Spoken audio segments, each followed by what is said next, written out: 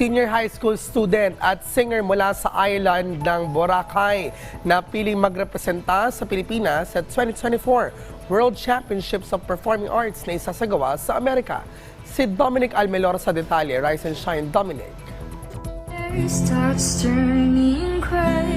Say I'm like a fine wine, better with age. I guess I learned it from my parents. The true love starts with friendship. Sa lamig ng kanyang boses at tagos sa pusong pagkanta, Faking apology after a fight. sino ba naman ang hindi mabibighani sa talento ng 17 anyos na si Shaira Asister, senior high school student mula sa Boracay.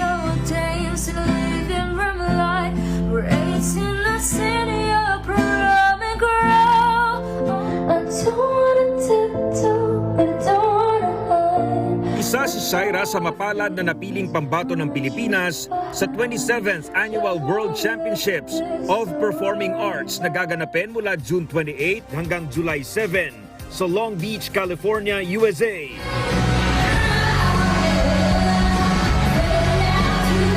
Nang mag-audition si Shaira sa Iloilo noong Nobyembre ng nakaraang taon, ibinuhos niya ang kanyang husay para makuha ang boto ng mga hurado para sa singing category. Siyempre po, tinake ko na po agad yung opportunity na yon na may pakita yung talent ko, and of course na gustong-gusto ko po talagang magdala ng pride sa mga Filipino. Sobrang saya ko po, sir. As in, words can't describe how I felt that day.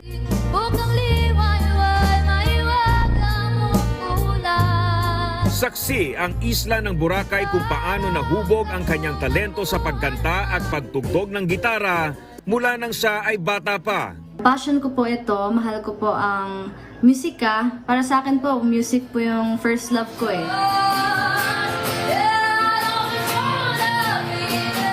Pero nung 12 years old na ako, doon ko na po siya sineryoso talaga na sabi ko, ito talaga yung tinitibok ng puso ko po.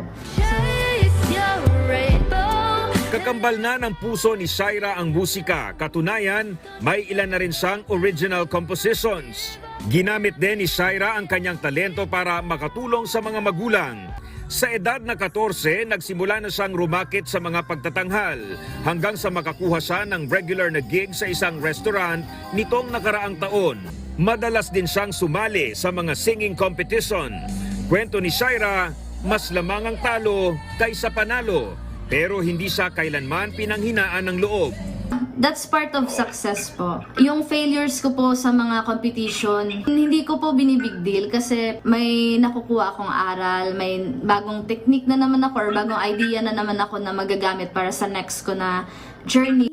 Sa kabiguan man o tagumpay, hindi nakakalimot magdasal at magpasalamat sa Diyos si Shaira dahil biniyayaan siya ng talento sa musika at mga magulang na walang sawang sumusuporta sa kanyang mga pangarap. Hindi ko po kakayanin yung mga ginagawa ko ngayon without kay Lord. Sa lahat po ng mga competition po na sinasalihan ko, talagang panalangin po talaga yung pinakamalakas kong sandata. Big thanks po sa papa ko, sa lahat-lahat po ng sakripisyo na ginagawa niya sa akin. And sa mama ko naman po, sa pagtulong rin po sa akin sa financial, sa pagsuporta sa akin sa mga vocal lessons ko po. Sobrang pinapasalamatan ko po sila.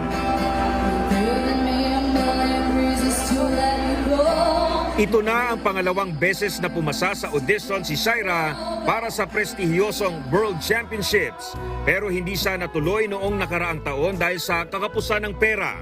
Kaya ngayong taon, determinado na si Shaira na makalipad papuntang Amerika para sa pinapangarap na kompetisyon.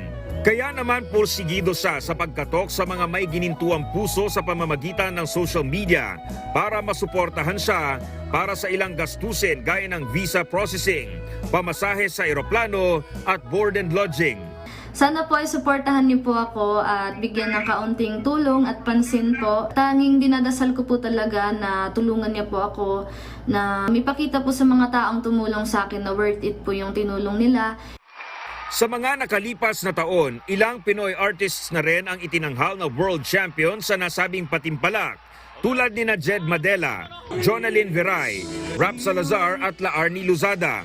At tulad din ng kanyang kinagis ng isla ng Boracay na kilala sa buong mundo dahil sa malaparaiso nitong ganda, hangad ni Shaira na magningning sa pandaigdigang entablado at makilala sa larangan ng musikang pinakamamahal niya. Somewhere